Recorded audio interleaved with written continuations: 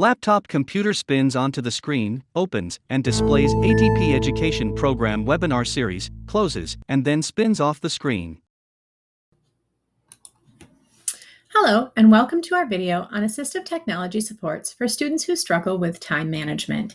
In today's video, we are going to discuss the concept of time and look at some assistive technology support specifically for those students in your class who may always be feeling like they're running out of time or not managing their time super wisely. My name is Cassie Frost. I am an assistive technology specialist, behavior specialist, problem solver, collector of things that may come in handy, and a believer that everyone can learn. My Twitter handle is here on this slide, and I will share my email on the last slide as well. If you have any questions about the things that I'm going to be discussing today, always feel free to reach out with any questions, and I will get back to you as soon as I am able. Before we can go too far, though, we do want to look at time management. We want to discuss the fact that time management is a very abstract concept. This is compared to something that's a little more concrete. While we can use things like clocks and other tools that I'm going to show today to make time a little more concrete, as a whole, time management is very abstract. We've all experienced those moments where 5 minutes feels like they take 15 to 20 minutes to pass. And we also have other times that we have experienced where 15 or 20 minutes has passed in the blink of an eye. Oftentimes, this is based on how engaged we are in what it is we're doing or how much we're enjoying the activity that we're involved in. Because the time can seem to ebb and flow in its speed, this can make it even harder for students to begin to gauge how long time is passing when they're completing tasks in your classroom. A couple of key things that we want to look at. One of the things that can be really helpful for a student who struggles with time management is the concept of starting with the end in mind. This means being able to have an end goal that's concrete. We've all worked on a project where our creativity is flowing and we know we're going to be working on an end product, but we're not really sure what it is. We're just working in that direction. For a student who struggles with time management, this is going to be very difficult because there is no final picture of what needs to be accomplished. So it is always helpful to have an end goal, a concrete thing that a student is working towards in order for them to better manage their time.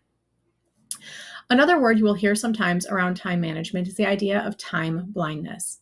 This is referring to that abstract feature of time in regards to the fact that it may feel like it's passing very quickly or very slowly, and some students may not be aware really of time passing or how fast or slow it is moving for them. Interruptions can cause significant difficulties for students who struggle with time management. This is because if a student is also struggling with things like attention, they're going to have a hard time paying attention to the interruption and then coming back to the task at hand. Every time a student is interrupted, their sense of time and progress on a project may end up feeling like it's a little bit skewed or a little bit disjointed. Along with attention, organization, and memory deficits can also cause interactions and struggles with time management. If a student can't pay attention to what it is they need to do, if they're having a hard time finding their items or working in a poor organizational system, or are having trouble with memory and not remembering what they need to do next, each of these things are going to make time management more difficult. So the very first thing I want to look at today are a few Chrome extensions. So these 3 Chrome extensions are things that can help students who struggle with time management. They also are things that you as an educator can use with your students, things that perhaps you can display up on a screen so that they can see it. All of these, again, are things that are to help students gauge the passing of time and recognize how much time they are spending on their tasks or doing certain activities. The first Chrome extension is called One Click Timer. This is a visual countdown timer. When you click on the Chrome extension, it brings up a visual timer on your screen. You then can go ahead and click wherever you would like it to start, and the time will visually start passing. You're going to see that there's a second hand moving here on the screen, and it's going to slowly show time counting down. So if you tell students that they are going to be doing this activity for 5 minutes, you can easily have them use this as an extension, or you can display this on your board to show that time is going away and how much time is remaining. Again, a lot of our goals here are going to be to make time appear a little more concrete or give those methods for a student to be aware of exactly how much time is passing. The opposite of one-click timer is a countdown. This timer actually works the opposite. This timer is going to count up. This timer is going to show how long something is occurring. If a student is working on a presentation that needs to take a certain amount of time, so maybe they need to speak for 5 minutes, countdown is a really great way of showing them how long each thing is taking. Oftentimes with students who struggle with time management, we'll sometimes play games and say, how long do you think it's going to take you to, go to your locker and get that book?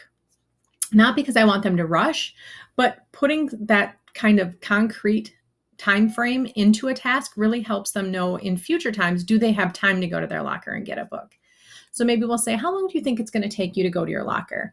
And they may say, it's going to take me 2 minutes. Okay, well, let's see how long it really takes. And I'll start a timer. When they come back, then we can compare their estimate to how long it really took so they can start getting a better idea of how long different tasks in their day are taking them. The third and final extension that I want to discuss when it comes to time management is an extension called Time Warp. Time Warp is an extension that students can add to their account, or you as an educator can add to your account as well. And it simply works by clicking on it to turn it on and clicking it again to turn it off. So one thing educators will ask sometimes is, we use this? Is this something we can use and put it on a student's account? The answer is no. It's pretty easy for a student to turn it off if they don't want to use it. This is used again as a teaching experience and an assistive technology tool for the student to use. So the way Time Warp works, if you right-click on it and move to Options, it will bring up their web page. Time Warp works with things called wormholes. So you can set a new wormhole. I have one for Facebook and one for YouTube. What these do is allow you to put certain blocks or time limits on different websites. So for example, I have one for Facebook. It's an automatic redirect to PBS. I know that when I get online to work, maybe I get distracted by Facebook. Okay, so if your students get distracted by Facebook, or they get distracted by Minesweeper, or they get distracted by cool math games, whatever it is, sometimes it's really easy to turn on the computer and go automatically to those places that they're used to going to, right? So Time Warp allows you to kind of put that automatic redirect in place, so they'll never get to that website. YouTube, on the other hand, maybe a student is really good at listening to music while they work, but sometimes the videos on YouTube are a little distracting. So this may be an example where I'm going to work with a student and say, okay, we're going to give you the quote of getting back to work, but it's reasonable for you to be on YouTube to research this project or to listen to music. But how long is it reasonable? And we may decide, it's really reasonable that today or in this class period, 10 minutes is a reasonable amount of time. So we're going to pick that amount of time. We're going to give ourselves a banner so we can see that time passing and click Save. Once we've set those things in place for a student, they can go ahead and turn on their Time Warp app or extension. Once it's on, if they attempt to go to any of these sites, so let's try it. If we go to Facebook, it's going to automatically take them to PBS or whatever site they choose. Okay, it's going to say Time Warp just saved you from this site. Now, if they really still want to get there, they simply can turn this off by clicking on it, and then they can go directly there. So it's not a way to stop a student from getting somewhere, but it is a way for them to help recognize that there are some automatic behaviors and things that take up some time. If we try to go to YouTube, you're going to see that it is going to allow the student to go to YouTube. However, it is going to tell them at the top of the page exactly how much time they have left on this site. So it is going to say that they can be on YouTube for this long. What that's going to do then is allow them to kind of be aware of how much time they're really spending on a website and go ahead and click off of it when they do not necessarily absolutely need to be there. So again, it's a way to help show the passage of time in those digital environments when students are kind of maybe getting lost in some of the digital content. Some other tools that I want to show today or discuss are some iOS tools. iOS has quite a few built-in tools that really help support time management. The first one is the clock app. I have a lot of colleagues and students that I work with that will use the clock app either on their iPads, on their personal cell phones, or even on their Android devices, because a lot of these are pretty similar across the board there. But what they can do is set themselves timers. So they may set their timer on how long they want to work on something. They may set alarms to maybe give them a 5-minute reminder before they need to make a transition to kind of help show that passage of time. The Reminders app on iOS allows you to categorize lists, and you can set it up so that it will give timed reminders. So maybe these are the things you need to do, but you're going to forget when you need to do them, kind of interacting with that memory deficit. This will actually go ahead and give you an alert when you need to be doing something. Guided access is kind of the iOS version of that time warp. Guided access will allow you to set limits on how long you can use the iPad. So for students who maybe are enjoying time on an iPad, it's a sensory thing, or maybe more of a relaxation thing, but it's hard to stop when it's time. Guided access will kind of give that hard stop. Okay, you've spent 10 minutes on the iPad, now it's going to stop working so that you can move on to the next thing. When we're looking at digital tools, there's another one that I really want to bring up. This is the idea of a decision wheel. So I like this one. This is the daily decision wheel, and this is both a Google and an iOS app. However, there are websites as well that will do the same thing. So these are meant to be sort of fun where you can make decisions. However, you also could do things like this. You could say you could do math problems 2 through 6 or 3 through 6. And we could say here, finish science. Wow, I can't spell. Finish science project. And we could say read 1 chapter. Okay, so each of the tasks that a student needs to accomplish, maybe during a study hall or a work period or as homework, we can put in on a wheel. Now, this one's just a website. This is pickerwheel.com. So if you aren't using an iOS or a Google device, you can definitely go ahead and use something like this. But what this does then is allows a student to kind of take away the choice aspect. So trying to figure out what should they do next. If they're feeling overwhelmed and they don't know how much time they're going to have, and you don't want to get started on this because this might take too long, sometimes breaking up all of the tasks that the student needs to do into 10 to 15 minute increments, right? So like math problems 3 through 6, maybe another one would be math problems 7 through 10. And then the student simply spins, and whatever it lands on is what they do next. So this is kind of one of those tools that can work both as a memory tool. This can work both as a memory tool as well as organizational tool for what the student needs to do next, kind of in place of like a planner, but more so for a time management tool. The student's not spending time trying to decide what it is they need to do. Do they have enough time to do it? Should they even get started? They simply spin the wheel, and whatever it lands on is what they get done next. Then we can move into the world of smartwatches, things like Apple Watches, Android watches, Fitbits. There's a whole plethora of them out there. The bonus with smartwatches for students who struggle with time management is the built-in alarm and notification function. So if a student puts an event into their calendar, so for example, if I put in that I've got a meeting, okay, I use mine for this a lot. If I have a meeting at this time in one building and a meeting at this time across town, my watch and my calendar are set up to notify me 10 minutes before I have my next event. So whatever I'm doing, my watch will buzz. I will look and I'll know, okay, in 10 minutes, I need to be in this other location. So even if I'm wrapped up in a task, in a project, it's an easy way to pull me out of it and kind of show me that time has passed. I need to move on to the next thing. So for students, this can be a really unobtrusive way for them to recognize, okay, the bell's going to be ringing in 5 minutes. So maybe you need to start packing your stuff up. Or to say that, this work period's over. Now I need to start working on this other project. So it really, without the teacher needing to say anything, without any big distraction, again, it's showing that passage of time and really helping students know what's coming next. Now, I am aware that these are a more expensive tool, but some of our students are coming to school already with these things. So depending on district policies and family rules as well, this can be a really great tool, especially as our students are getting older. And they're looking at, transitioning into post-secondary options. This can be a tool that they can learn to use to really help them even as they move out of our schools. Okay. So, one of the kind of tips, tricks, things you can do to make things more concrete: visuals. I'm always going to say visuals. Visuals help with just about everything. So make things concrete. Show students what the finished project need to be. Show them the visual passing of time. Maybe mark out what they need to be done in each period of time, but give them those visual cues.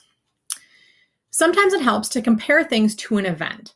So instead of saying, you need to have a page written in 10 minutes. Okay, I don't know if that's even really super reasonable with handwriting. I don't really know. But so if you have to have a page written in 10 minutes, okay, 10 minutes is a very abstract concept. However, if we compare it to something that is also happening at the same time. So for example, you are expected to get this page written before the timer gets to 0. You need to get this accomplished before so-and-so is done with the milk count for the day. You need to get this done before we're finished with the morning announcements. Having something that's concrete that's also happening and getting it done during that time. So a lot of times as adults, I remember, oh gosh, my mom used to always do this. She would call herself a commercial cleaner, and she'd try to get as much cleaning as she could during a commercial break, because it gave her a concrete period. During this amount of time, how much can I get done? So when a student even is going home or is doing different things to work on, I need to get this math assignment done before this cartoon is over. I need to get this math assignment done before the coffee's finished or before dinner's made. But having something solid to compare it to instead of always concentrating on the length of time. As always, timers are great. Visual timers are the best. I'm going to show some of those in just a minute. And breaking things down into small steps. So instead of you have to get this whole project done, or you have to do this whole big task, saying, okay, you need to get out your books, then you need to find 3 resources, then you need to, and breaking that up. So I mentioned timers. I want to just show a few examples here. Obviously, there are a lot of different examples of different types of timers that you can use. The ever popular time timer is up here. That's showing the passage of time, kind of that red circle. And as the time passes, that circle disappears. There are the visual timers with like the red, green, yellow, kind of showing that, the warning before time's up.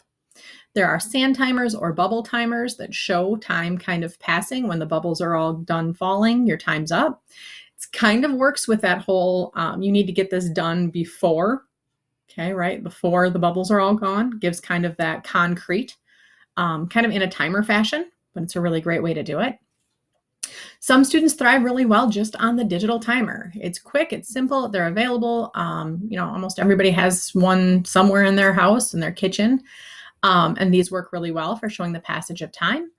Or there is the method of using dry erase, like on the bottom 2 clock setups here, kind of showing what's happening at each time, or coloring in places on the clock to show students what's going to be happening during each time period. So there's a lot of ways of making time visual. And if you can use one or more of these in your classroom to kind of help make that time concept a little more concrete, it's really going to help your learners who struggle with time management. If you have any questions, you can always reach out to me at my email or my Twitter here. And I look forward to hearing all of the exciting things you're doing with time management in your classroom. And I challenge you to look at your lessons and figure out how you can make things a little more visual and make time concrete. Thank you for watching. For more information on the ATP education program, please visit our website at atp.nebraska.gov/education or email us at atp.education@nebraska.gov.